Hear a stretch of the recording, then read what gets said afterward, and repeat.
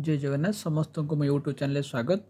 आज आम mathematics pedagogy किसी इंपोर्टेंट कंटेंट आउ किसी इंपोर्टेंट एमसीक्यू आम डिस्कसन करवा।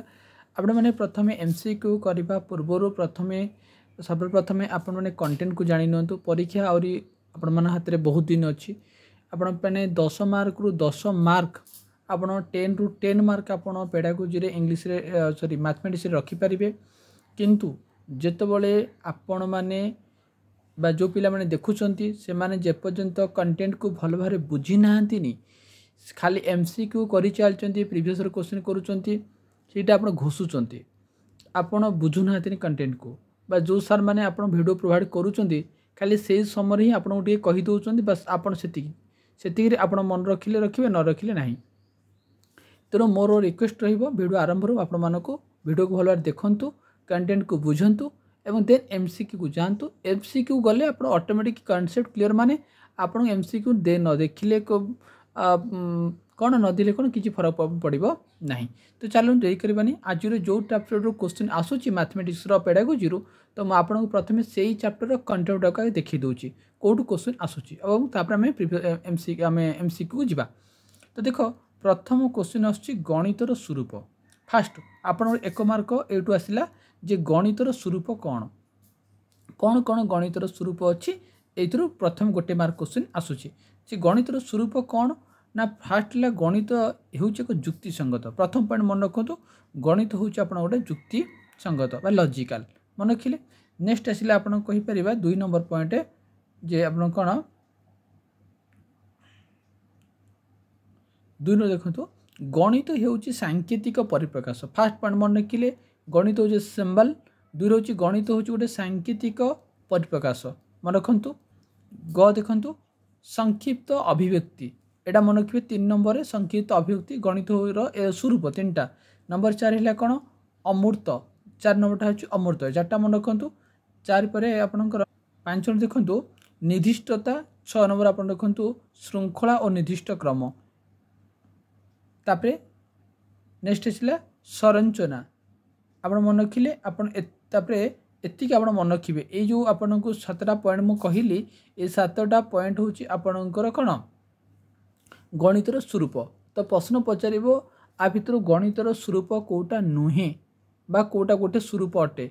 मैं आपण को आउ थरे देखि दोची गणित हेउची जुक्ति संगत। तो जेहेतु समय हम हाथ रे कम अछि तो सेत पे मु आको एक्सप्लेन अधिक किछि करू नाही खाली मेन पॉइंट बडा को आपण को देखि दोची आपण देखि नंतु जो थ्रू क्वेश्चन आपन को मु 100% कहली आपण मानन को एई वीडियो रे आपण माने 5 मार्क आपण निश्चित पाई परिबे ए वीडियो देख सला परे। तो प्रथम मोर आज प्रथम टॉपिक होची गणितर स्वरूप। फास्ट बन रखिले केतरा स्वरूप होची 7टा। फास्ट ला गणित होची जुक्ति संगत। नेक्स्ट आसिला आपनकर कहली मु आपन को नेक्स्ट मु आपन कहली गणित होची सांकेतिक परिप्रकाश हैला बा मैथमेटिक्स इज ए सिंबलिकल एटा मन रखिबे आपण। 3 नंबर आपण माने मन रखिले संक्षिप्त अभिव्यक्ति। 4 हैला अमूर्त आपनकर। 5 हैला आपण मानकर निर्दिष्टता। 6 हैला आपनकर श्रृंखला और निर्दिष्ट क्रम एवं 7 नंबर हैला संरचना। बस आपण माने 7टा गुटी मन रखि दंतु। ए 7टा होची आपनकर गणितर स्वरूप। आपण पचारिबो गणितर स्वरूप कोटा अटे नले कोटा गोटे स्वरूप नुहे। ओके नेक्स्ट देखो 2 नंबर टॉपिक आपण मानको मन रखि पड़िबो जे गणितर आपण जो उद्देश्य अछि गोटे होची आपनकर साधारण उद्देश्य गोटे निर्दिष्ट उद्देश्य हैला आउटे आपनकर देछि गोटे ज्ञानात्मक उद्देश्य। तो आपण देखंतु एटी आपण जानि परिबे जे छात्र छात्री माने गाणितिक तथ्य संबंधी ज्ञान आहरण करिवे कोथरे ज्ञानात्मक रे। देखंतु ज्ञानात्मक उद्देश्य जो आपनकर अछि सेथिरे कोन हबो ना छात्र छात्री माने आपनकर गणित संबंधी ज्ञान आहरण करिवे। ज्ञानात्मक माने ज्ञान आहरण करिवे हैला। अच्छा एटी प्रश्न देखंतु कोन दिछि ना 2 अंक विशिष्ट संख्या गुडी को ऊर्ध्वक्रम अर्धक्रम सजा लिखिबे। आपण मानक प्रश्न कम पचारिबो नहले विभिन्न चित्र मानक मध्य वर्ग चित्र चिन्हिबे नहले आपण क्षेत्रफल सूत्र कहिबे। एटी जो एई गुरा जो प्रश्न देछि एई प्रश्न को नेकि आपण पचारिबो एटा को उद्देश्य अछि आपनकर। तो आपण मन रखिबे एटा ज्ञानात्मक। अच्छा उपलब्धि गाणितिक धारणा बुझी पारिबे। अच्छा विभिन्न प्रकार ए प्रश्न पचारिबो एटा देखंतु एटा देथिबो वर्गीकरण करवा, पार्थक्य दर्शाइबा, तुलना करवा, संशोधन करवा, निर्णय करवा, ये जो सब प्रश्न अच्छी एगुरा सब हूँ उपलब्धि गणित को धारणा को बुझीपारे। अच्छा, नेक्स्ट आसिले आप देखु नूतन परिस्थिति रे गाणितिक ज्ञान प्रयोग ता माने आपणकर जो अच्छी कौन ज्ञानात्मक उद्देश्य मन रखिए से ज्ञानात्मक उद्देश्य तीन टा जिनिस रहा। गोटे ज्ञान आहरण करेंगे, गोटे उपलब्धि धारणा को बुझे, गोटे ज्ञानर प्रयोग करेंगे है। ये तीन टा उद्देश्य अच्छी कार ज्ञानात्मक। तेणु ये प्रश्न पचारि आपण को जे प्रकृत अप्रकृत भग्नांश मध्य पार्थक्य यहाँ कौ उद्देश्य, यहाँ मन रखिए ज्ञानात्मक उद्देश्य कि आपणकर विभिन्न प्रकार संख्या को वर्गीकरण करा क्यों उद्देश्य, यहाँ हूँ आप ज्ञानात्मक उद्देश्य। तापर आप देखो ज्ञानात्मक पर भावात्मक। भावात्मक उद्देश्य कौन ना भाव माने देख गणित शिक्षण आग्रह वृद्धि करेंगे, गणित शिक्षा माध्यम निजर व्यक्तित्वर विकास साधन करेंगे। ये दुईटा आप मन रखिए। ये प्रश्न गुड़ी देखो ये सब प्रश्न को प्रश्न अच्छी श्रेणी में प्रश्न उत्तर अधिक अंशग्रहण करेंगे, क्विज भाग ने पढ़े, अधिक मितभाषी हे, श्रृंखलित हे, यू आत्मविश्वास हे, ये सब गुराक प्रश्न पचार यहाँ कौ उद्देश्य ये सब हूँ आप भावात्मक उद्देश्य। नेक्स्ट देखो आप मनोक्रियात्मक उद्देश्य। तीन टा उद्देश्य आपंकर अच्छी आप ज्ञानात्मक, गोटे भावात्मक, गोटे मनोक्रियात्मक। मनोक्रियात्मक कौन ना छात्र छात्री मैंने विभिन्न गणितिक कार्यर दक्षता हासिल करेंगे है, दक्षता हासिल करेंगे। ये परिष्कार निर्भुल भाव में ज्यामिति चित्र अंकन करेंगे। अंकन कला माने यहाँ हूँ आप मनोक्रियात्मक माने क्रिया माने कार्य करेंगे, गोटे कार्य करुवे निर्भुल भाव में जोग वियोग कार्य करेंगे। तो ये कौन ये गोटे कार्य कले मनोक्रियात्मक। तेणु आप तीन टा उद्देश्य था, गोटे ज्ञानात्मक, गोटे भावात्मक, गोटे बोधात्मक। प्रश्न पचार ये प्रश्न को लेकिन पचार कौ उद्देश्य अच्छी। तापर एबे नेक्स्ट जो आम कंटेंट पढ़ा जोटा भेरी इंपोर्टाट एथुरु क्वेश्चन ही पढ़ाटा पड़ो आपण मैंने जाणी रखु निश्चित हूँ। ये जो अच्छी आरोह पद्धति ए कौन हुए बा इंडक्टिव मेथड जहाँ को आम कहूँ ए कौन हुए ना केते गुड़िए विशेष और वास्तव दृष्टांत माध्यम एक साधारण सत्य उपनीत होगा आरोह कहती। ताने आम केतेक उदाहरण को लेकिरी गोटे सिद्धांत उपनीत होगा आम कह कौन सत्य उपनीत होगा आरोह पद्धति कहती। आपण मैंने मन रखु ताने आपण मन पढ़े आरोह पद्धति यही पद्धति द्वारा कौन हुए ना आपण प्रथमे कौन करा जाए माने उदाहरण वास्तव दृष्टांत माने कौन वास्तव दृष्टांत अर्थ होची उदाहरण। उदाहरण रु आम कौन करवा ना सत्य उपनीत होगा सूत्र होगा कौन से नियम बा सूत्र निमित्त प्रस्तुत निमित्त यही पद्धति प्रयोग एकांत अपरिहार्य। ताने आम कौन से नियम बा सूत्र पर इंडक्टिव मेथड कौन कर प्रयोग करुचु मन रखु। आप मन रखिए साधारणतः मूर्त रु अमूर्त आड़ को जावाई पड़ी थाए है। आपण मैंने मन रखिए यहाँ आरोह पद्धति क्या कहते आपको कहली है।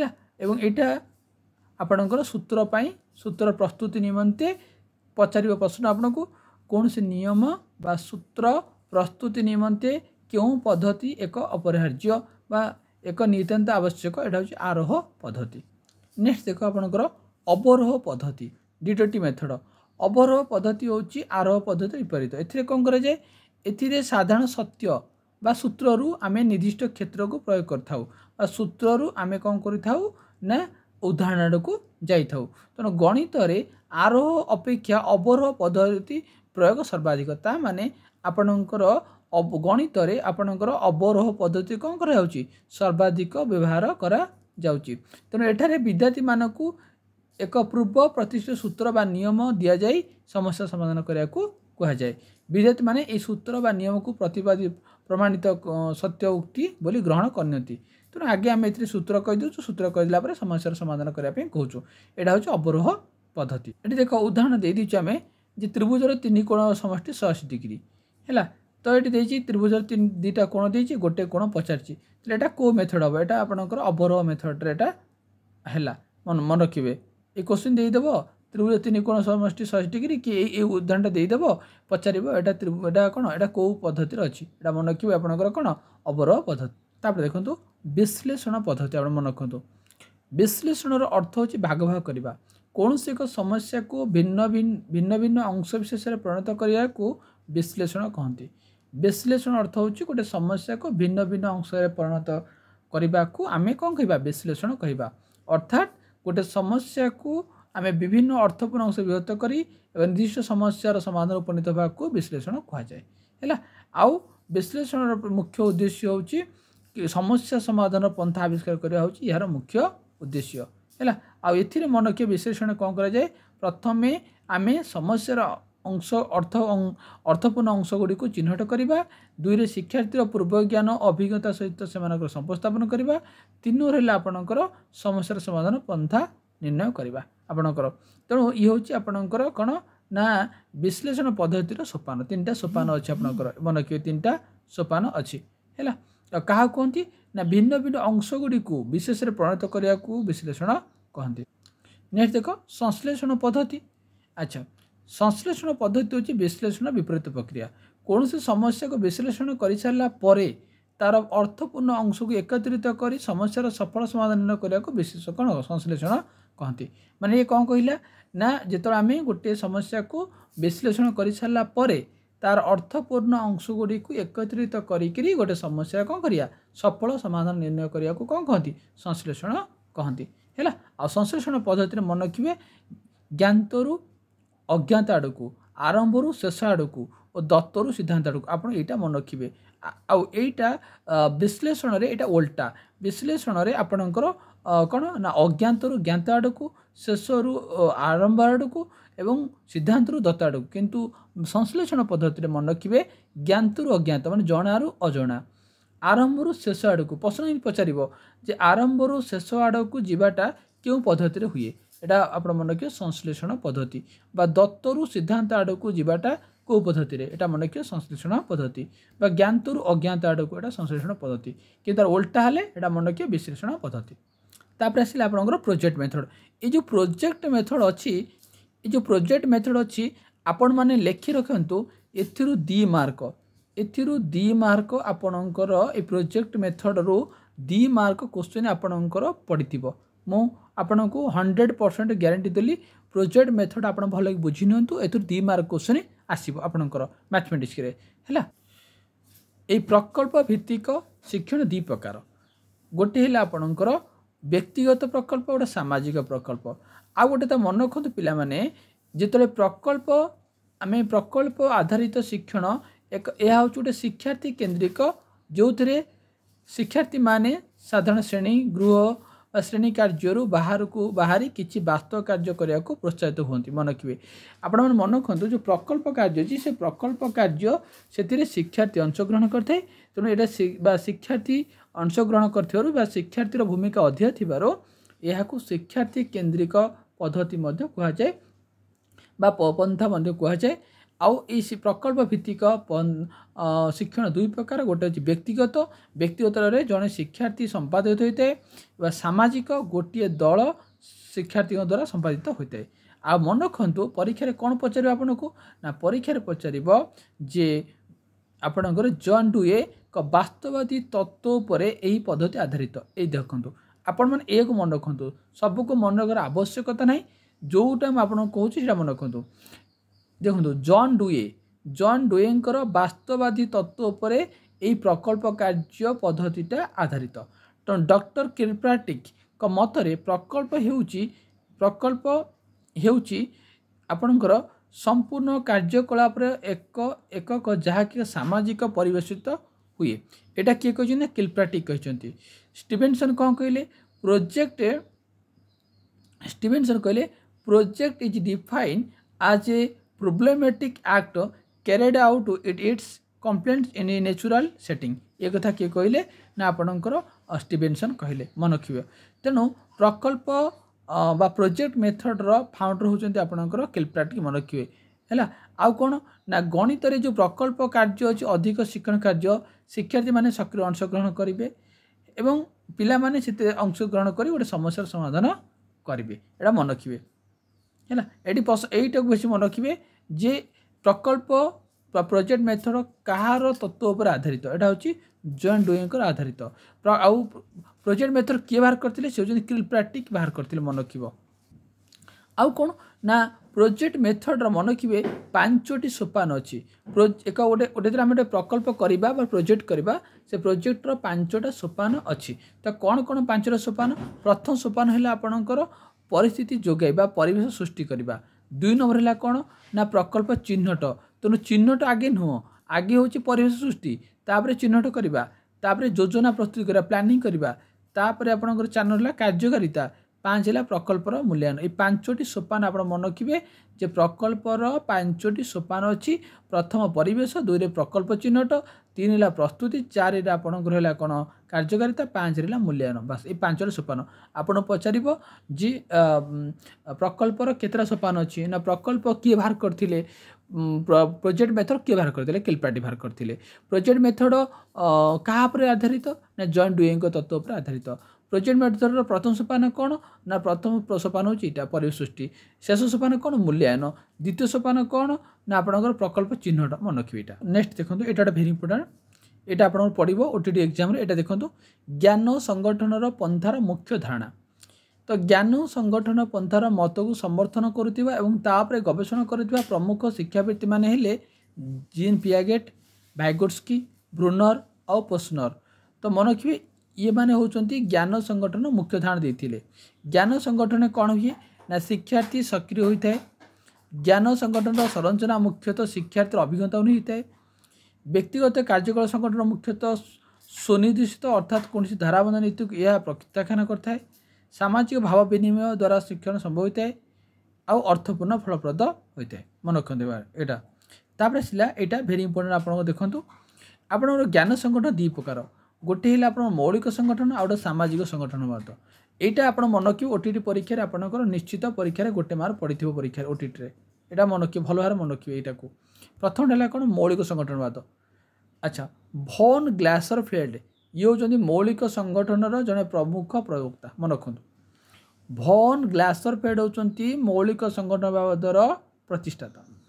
जीन पियाजेट बौद्धिक विकास तत्व को भित्ति करी ग्लासरफेल्ड मौलिक संगठनर सपक्ष मत देते। ता अर्थ पिला माने मौलिक संगठनर जी प्रवर्तक जा ये मुख्य सी होती भॉन ग्लासरफेल्ड। सी जीन पियागेटर बौद्धिक तत्व को भित्ति करी ग्लासरफेल्ड मौलिक संगठनर मत देते। ताहले ग्लासरफेल्ड कहार तत्व को भित्ति करी करथिले से जीन पियागेट तत्व को भित्ति करी करथिले। ताहले मौलिक संगठनवादर प्रतिष्ठाता किए भॉन ग्लासरफेल्ड मन रखियो कहार नहीं ना पियागेट का। तापर सामाजिक संगठनवाद सोशल कंस्ट्रक्टिविज्म ये होती रूसियार मनस्थितिविद वाइगोट्स्की ले वाइगोट्स्की कौन करते ये होती सामाजिक संगठनवादर मुख्य। ताले मौलिकर किए पिला मन रखिल आ सामाजिक किए मन रखिल। तेणु तांकर मुख्यतः 3टा धारणा थिला वास्तवता ज्ञान आउ शिक्षण। यहाँ थिला वाइगोट्स्कीर यहाँ पिला मन रखिए। तो देखो केउटी गणितर स्वरूप संपर्कित नुहे मुझे गणितर स्वरूप देखली निर्दिष्टता निर्दिष्ट क्रम व्यापक अभिव्यक्ति आउ संरचना। तो देखो गणितर स्वरूप कौटा नुहे आपण ऑप्शन सी हूँ राइट आंसर। तो गणितर जो 7टा स्वरूप अच्छी आप मन रखिए निर्दिष्टता निर्दिष्ट क्रम आपणकर संरचना हम किंतु आपणकर व्यापक अभिव्यक्ति हम ना 7टा स्वरूप मन रखी दिंतु से गोटे मार्क आपड़ पाइपर। नेक्स्ट क्वेश्चन देखा प्रथम श्रेणी गणित शिक्षा रे संख्या परिचय पाठ्य एकक केउटी तर उप एकक गुड़िक क्रम ठीक कौटी उप एकक गुड़िक क्रमटा ठीक। फास्ट देखो फास्ट हूँ आपंकर संख्या गणन तापर संख्या लिखन तापर संख्यार क्रम ऑप्शन डी हूँ यार राइट आंसर। नेक्स्ट क्वेश्चन देखा गणित शिक्षादान क्यों पद्धति रे अज्ञातरू ज्ञात आड़ को अग्रसर होता है। मुझे आपण मानक कॉन्सेप्ट कंटेंट रे आपको कहली जे गणित शिक्षादान आपण अज्ञातरू ज्ञात आड़ को जीवे। तो यहाँ मन रखिए विश्लेषण पद्धति माने 93 नंबर राइट आंसर डी हम। मुझे ये 4टा पद्धति मुझे पढ़ेली अवरोह आरोह संश्लेषण और विश्लेषण। आपण मैंने 4टारू 2टा मार्क 2टी मार्क क्वेश्चन आपण मानकर परीक्षा 100% आप पढ़ी है आपण मैंने देखी नितु है आपन कहली। तेणु ज्ञातरू अज्ञातरू ज्ञात आड़ को अज्ञातरू जो ज्ञात आड़ को अच्छी से आपणकर हूँ कौन विश्लेषण पद्धति। किंतु जदि ओल्टेबा को जे ज्ञातरू अज्ञात आड़ को यदि ज्ञातरू अज्ञात आड़ को होता सेटा होता आपण मानकर कौन ना कौन संश्लेषण पद्धति ज्ञातरू।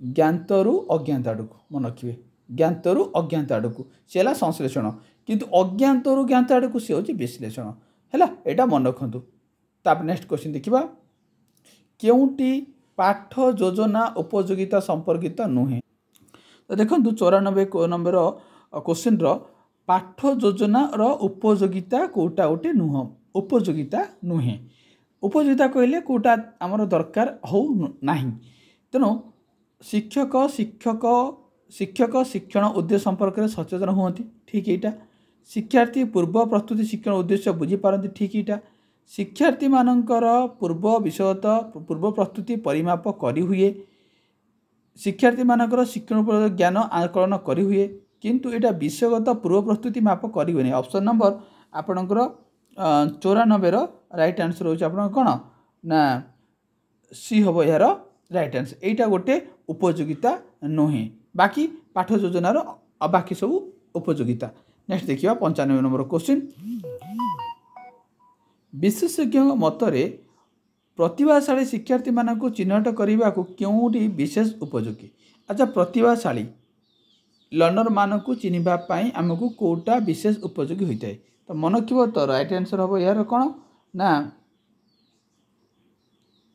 उपलब्धि परीक्षण अब बी हम यार राइट आंसर नेक्स्ट क्वेश्चन देखो क्यों पद्धति रे पूर्व प्रतिष्ठित नियम को व्यवहार करी गाणितिक समस्या को समाधान करा जाए माने पूर्व प्रतिष्ठित नियम को व्यवहार करी गाणितीय समस्यार समाधान करा जीवो तो मन रखिए यार राइट आंसर होची आपनकर अवरोह पद्धति माध्यम रे आपण पूर्व प्रतिष्ठित नियम को व्यवहार करी आपण गाणितीय समस्यार समाधान करे ऑप्शन ए हम यार राइट आंसर नेक्स्ट क्वेश्चन देखो निम्नस्थ मध्य केउटी अन्य तीन ठार भिन्न अटे गणित मेला गणित प्रकल्प गणित प्रदर्शनी किंतु गणित संबल गृह आमर किछि नाही गणित पई आमर गणित मेला अछि गणितर प्रकल्प अछि गणितर प्रदर्शनी अछि किंतु गणित संबल नहीं तो right answer option number C हम यार राइट नेक्स्ट क्वेश्चन देछि गणित केउटी एक गणित पाठ योजनार मुख्य उपादान नुहे गणित पाठ योजनार मुख्य